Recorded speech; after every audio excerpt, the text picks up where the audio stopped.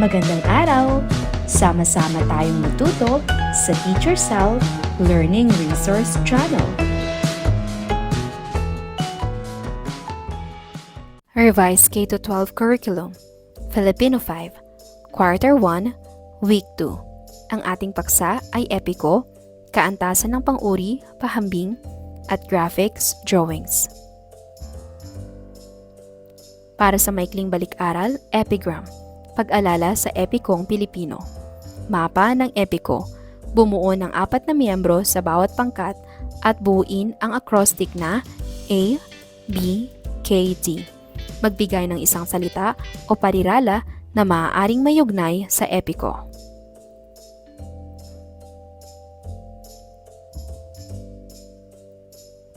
Para sa mapa ng kaharian ng epiko, mga destinasyong lalakbayin, kahulugan ng epiko, katangian ng epiko, uri ng epiko, halimbawa ng epiko, isang hamong pagsusulit.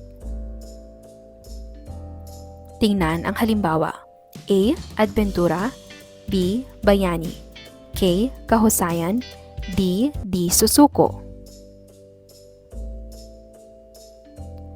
Ano ang kahulugan mo sa salitang bayani? Sino ang iniidolo mong bayani? Bakit? Mapa ng pag-iisip, pagpapakilala sa epiko. Pag-isipan, paano kaya kung ikaw ay isang bayani? Ano ang katangian na gusto mong taglayin? May nais kang makausap na bayani? Ano ang sasabihin mo sa kanya? Bakit?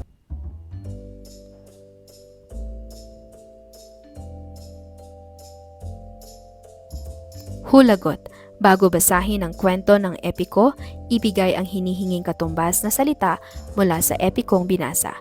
Piliin ang sagot na nasa kahon. Isulat ang kahulugan nito, sapat lang. Pag-aralan muna ang halimbawa. Paliwanag, analohiya. Ito ay pagkukumpara o paghahambing ng dalawang bagay, lugar, ideya o katangian na magkaugnay at naglalayong magbigay ng paliwanag tungkol dito. Kadalasan, ang mga analohiya ay ginagamitan ng dalawang bagay na magkaiba, pero magkapareho depende sa konteksto at sitwasyon na nais pagkumparahin. Sa makatuwid, ang analohiya ay pagkukumpara ng pagkakapareho o pagkakaiba ng ideya, bagay, lugar o katangian. Halimbawa, Hinilawod, Bisaya, Bidasari, Mindanao. Pinagkumpara dito na ang Hinilawod ay epiko ng mga Bisaya at ang Bidasari naman ay epiko ng mga Mindanao. Ginagamit din ang bantas na tutuldok upang ipakita ang paghahambing. Analohiya, makisig, gwapo. Malakas, patlang. Ito ay matibay. Analohiya, marikit, maganda. Dalaga, walang asawa. Analohiya, mortal, tao. Diwata, Diyosa. Para sa ikalawang araw, kaugnay na paksa bilang isa, Hinilawod, epiko ng Panay. Alam mo ba? Ang Hinilawod ay epiko ng mga Bisaya sa Panay. Ito ay itinuturing na pinakamahabang epiko sa Pilipinas. Alam mo ba na itala rin sa kasaysayan na ito ang pinakamatandang epiko sa kanlurang Bisaya? Alam mo ba, inaawit din ang epikong ito sa loob ng 3 linggo na umaabot ng 1 o 2 oras sa bawat gabi. Alam mo ba, 18 kwento ang nakapaloob sa kwentong ito at bawat kwento ay sumasaklaw sa 3 henerasyon. Pinagmulan ng Hinilawod. Tinatawag na Hinilawod ang epikong bayan ng mga sulod na nakatira sa bulubunduking bahagi ng Panay. May 2 itong pangunahing tauhan, sina Labaw Donggon at Humadapnon, at may mga sariling salaysay. Sa saliksik ni F. Landa Hocano, kanyang naitala ang Labaw Donggon noong 1956 mula kay Ulang Udig, isang sulod sa Iloilo. Buod ng Hinilawod. Si Labao Donggon ay isa sa 3 malabathalang anak ni Abiyang Alonsina ng isang diwata at ang kanyang ama na si Datu Buyong Paubari, isang mortal o tao. May 2 siyang kapatid. Ito ay sina Humadapnon at Dumalapdap. Nagpatawag sila ng pari upang isagawa ang ritual na magdudulot ng mabuting kalusugan ng 3. Pagkatapos ng ritual, ang 3 sanggol ay biglang naging malalakas at makikisig na binata. Pagkapanganak kay Labao Donggon ay naghanap agad siya ng mapapangasawa. Mahilig sa magagandang babae si Labao Donggon. Una niyang napangasawa si Abiyang Ginbitinan. Bago niya nakuha si Abiyang Ginbitinan ay nakipaglaban muna siya sa isang halimaw. Nang mapatay niya ang halimaw ay ikinasal agad sila at naglakbay pabalik sa bayan ni Labao Donggon. Ang ikalawa niyang napangasawa ay si Anggoy Doronoon at ang ikatlo ay si Malitong Yawa Sinagmaling. Naging pinakamahirap ang pakikipagsapalaran ni Labao Donggon upang makuha si Malitong Yawa Sinagmaling na asawa ni Saragnayan na tagapag-alaga ng araw. Dahil may agimat din si Saragnayan, natalo niya si Labao Donggon sa labanan na tumagal ng maraming taon. Ibinilanggo ni Saragnayan si Labao Donggon sa kulungan ng baboy sa silong ng bahay niya. Ang 2 asawa ni Labao Donggon na sina Abiyang Ginbitinan at Anggoy Doronon ay nanganak ng 2 lalaki. Ito ay sina Aso Mangga at Buyong Baranugan. Hinanap ng magkapatid ang ama nila na si Labao Donggon. Nakaharap ng magkapatid si Saragnayan. Buong tapang na nakipaglaban sila kay Saragnayan at namangha sila sa sobrang lakas nito. Hindi nila matatalo-talo ang lakas ni Saragnayan. Pumalik si Buyong Baranugan sa kanyang lola na si Abiyang Alonsina upang humingi ng payo. Dito niya nalaman na ang kapangyarihan pala ni Saragnayan ay nakatago sa isang baboy ramo. Mapapatay lamang si Saragnayan kapag napatay ang baboy ramo na kinatataguan ng kanyang hininga. Sa tulong ng taglay na anting-anting ng magkapatid ay natagpuan nila at napatay nila ang baboy ramo. Nang hina si Saragnayan nang mapatay ang baboy ramo kaya madali siyang napatay ng palaso ni Buyong Baranugan. Pinawalan ng magkapatid si Labao Donggon at pinaliguan, ngunit nagtago ito sa loob ng isang lambat. Ang 2 niyang kapatid na sina Humadapnon at Dumalapdap naman ang humanap kay Labao Donggon at nakita nila ito sa loob ng lambat, ngunit nawala na ang kakisigan at kagitingan ni Labao Donggon dahil sa tagal ng panahon. Halos bingi na rin si Labao Donggon at lubhang naging matatakotin. Gayunman, pinagtulungan siyang gamutin ni Abiyang Ginbitinan at Anggoy Doronoon. Gumaling si Labao Donggon at naghangad pa rin siya na makahanap ng magandang asawa. Nagalit ang 2 niyang asawa, ngunit nangako sila kay Labao Donggon na pantay-pantay silang ituturing na asawa kasama ni Malitong Yawa Sinagmaling. Hindi nagtagal at muling nagbalik sa dati ang lahat. Naging masaya uli ang pamilya ni Labao Donggon. Magbigay ng 1 o 2 salita upang ilarawan ang tauhan batay sa kanilang kilos o pagsasalita. Labao Donggon, matapang, babaero. Humadapnon, mapagmahal na kapatid. Dumalapdap, matulungin, masunurin. Malitong Yawa Sinagmaling, maganda, kaakit-akit. Saragnayan, makapangyarihan, kalaban. Mapa ng paglalakbay. Kayo ay tatayo at maglalakbay sa classroom. Habang naglalakbay ay magpapatugtog ang inyong guro. Kung sino ang matigilan ng awit ay papipiliin ng larawan ng mga tauhan at mga pangyayaring isinalaysay sa epikong Hinilawod na nakapatong sa mesa. Kapag nakapili na kayo, ay paupuin at tatawagin ang nakakuha ng larawan.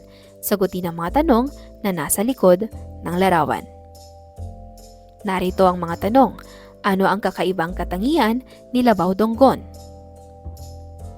Malakas at magiting na mandirigma. Bakit nahirapan si Labaw Donggon na mapangasawa si Malitong Yawa Sinagmaling? May kapangyarihan ang asawa nitong si Saragnayan. Paano natalo ni Saragnayan si Labaw Donggon? Gamit ang kanyang agimat at lakas. Paano nailigtas ng mga anak ni Labaw Donggon na sina Aso Mangga at Buyong Baranugan ang kanilang ama? Pinatay nila ang baboy ramong may hininga ni Saragnayan. Paano natalo ni Buyong Baranugan si Saragnayan? Pinana niya si Saragnayan matapos itong manghina. Kung ikaw ang isa sa mga kapatid ni Labaw Donggon, ano ang mararamdaman mo sa nakita mong kalagayan niya? Malulungkot at maaawa ako sa kanya. Ano ang masasabi mo sa mga katangian ng tatlong asawa ni Labaw Donggon? Matatapang, mapagtiis, at maunawain. Papayag ka rin bang alagaan si Labaw Donggon ng mga asawa niya? Bakit? Oo, dahil asawa nila siya at dapat siyang tulungan. Kung ikaw ang maglalagay ng wakas ng epiko, pareho pa rin ba ang gagawin mong wakas o iibahin mo? Ano ang aral na napulot mo sa epiko? Mahalin ang pamilya at huwag sumuko sa laban ng buhay. Para sa ikatlong araw. Sampayan ng kaalaman. Gugupit ang inyong guro ng larawan ng mga bayani. Isasabit ito sa silid-aralan na parang sampayan. Kayo ay pipili kung sino ang nais niyong bayani. Narito ang mga gabay na tanong na sasagutin.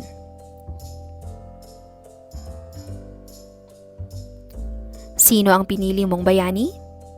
Bakit siya ang pinili mong bayani? Ano-anong katangian ng bayani ang nais mo? Ilarawan mo. Ilarawan ang tauhan na nakasaad batay sa mga pahayag nila. Isulat ang sagot sa patlang. Labaw Donggon, kilos sa pangyayari, pagkapanganak sa kanya ay naghanap agad siya ng mapapangasawa. Ano ang paglalarawan? Babaero o mapusok. Saragnayan, ibinilanggo niya si Labaw Donggon sa kulungan ng baboy sa silong ng bahay niya. Malupit, mapang-api. Buyong Baranugan, natuklasan niya ang lihim ng kapangyarihan ni Saragnayan kaya napatay niya ito. Matalino, matapang. Abyang ginbitinan at anggoy doronoon, pinawalan ng magkapatid si Labaw Donggon at pinaluguan. Mapag-aruga, maunawain.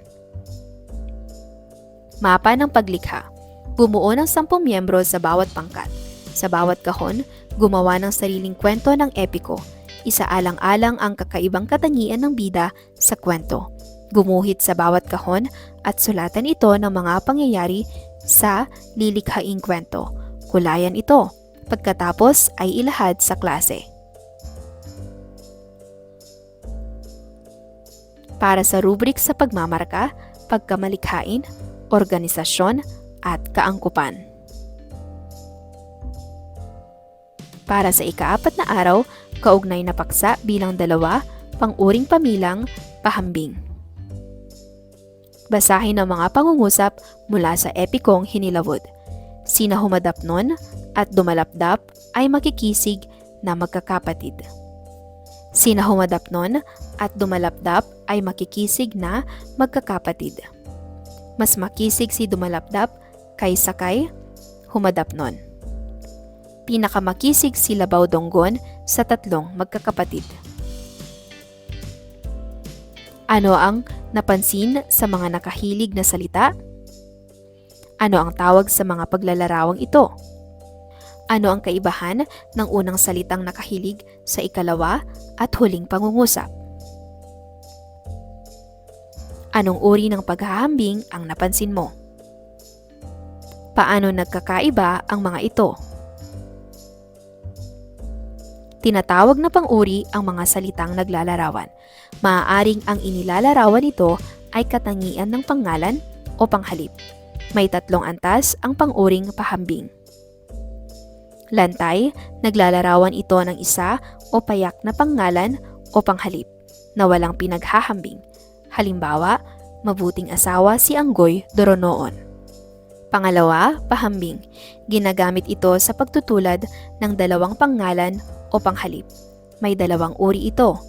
Una, pahambing na magkatulad. Ginagamit ito sa pagtutulad ng 2 pangalan o panghalip na may magkapantay na katangian ng 2 bagay na pinaghahambing. Halimbawa, magkasinlaki sina Humadapnon at Dumalapdap.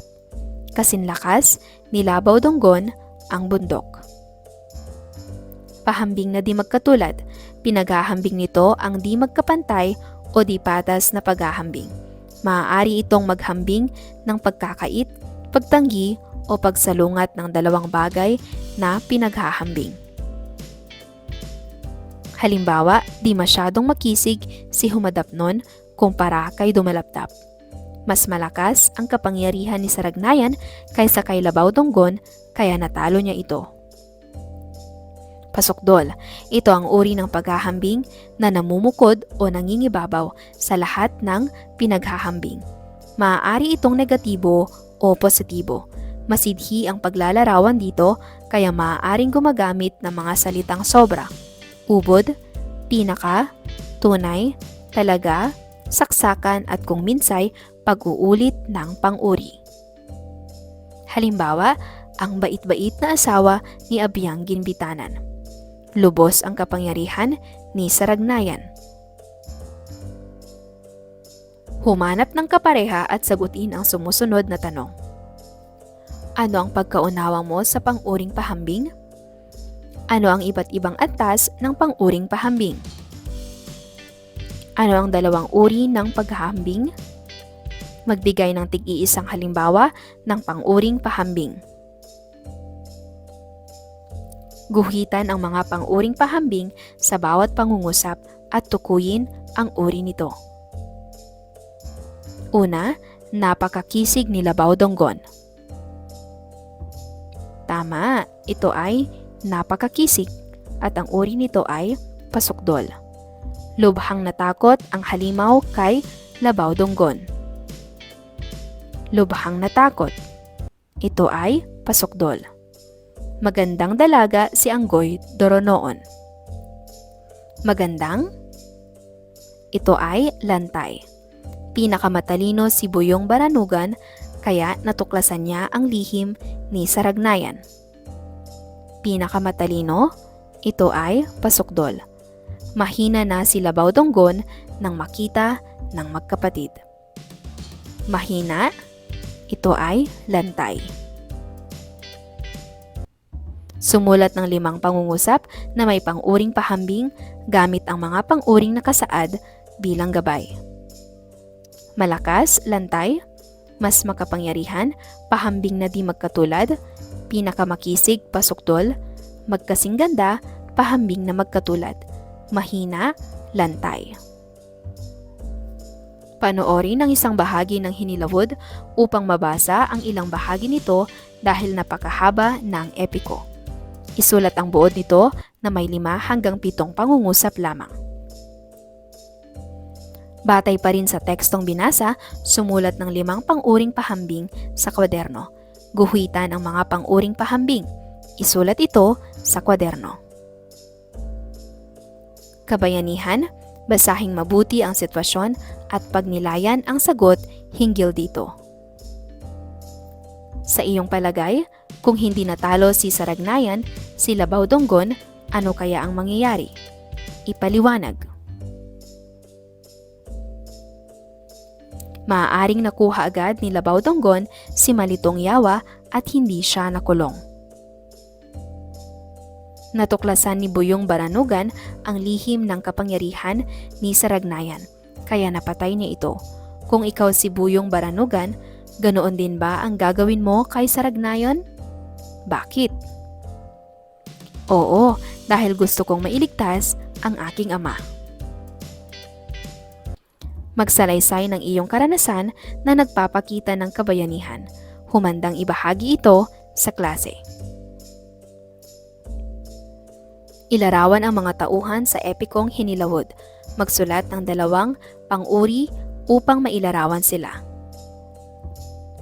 Labaw Donggon, Saragnayan, Malitong Yawa Sinagmaling, Buyong Baranugan, Humadapnon, at Dumalapdap. Narito ang maaring maging kasagutan. Matapang, makisig. Makapangyarihan, malupit. Maganda, kaakit-akit. Matalino, matapang. Matulungin, mapagmahal. Sumulat ng pangungusap gamit ang mga pang-uring pahambing. Pinakamaganda, mas matalino, di magkasinlakas, mahina, di hamak na mabuti. Ilarawan ang mga graphic na nakasaad sa kaliwang kahon. Isulat ang paglalarawan sa kanang bahagi ng kahon. Para sa unang larawan, si Labaw Donggon. Matangkad, matipuno at may hawak na sandata. Si Labaw Donggon. Siya ay may makisig na anyo at mukhang mandirigma. Labaw Donggon, Humadapnon at Dumalapdap. Ang tatlong magkakapatid ay matitipuno at nakasuot ng kasuotan ng mga bayani. Nakatayo sila ng matatag na parang handa sa laban. Pagkulong ni Saragnayan kay Labaw Donggon. Nakakadena si Labaw Donggon sa silong ng bahay. Malungkot ang mukha niya at mukhang nanghihina. Si Saragnayan ay nakatingin na parang mapagmataas. Paghahanap ng magkapatid na sina Aso Mangga at Buyong Baranugan. Nasa gitna ng kagubatan ang magkapatid. May dala silang sandata at parang seryoso sa kanilang paghahanap. Determinado ang kanilang mukha. Sa isang buong bond paper, iguhit ang pinakapaboritong tauhan mula sa epiko. Sa ibaba ng larawan, magsulat ng 2 hanggang 3 pangungusap kung bakit nais nyo itong gayahin o tularan. Pag-aralan ang tungkol sa kwentong kababalaghan para sa susunod na paksa.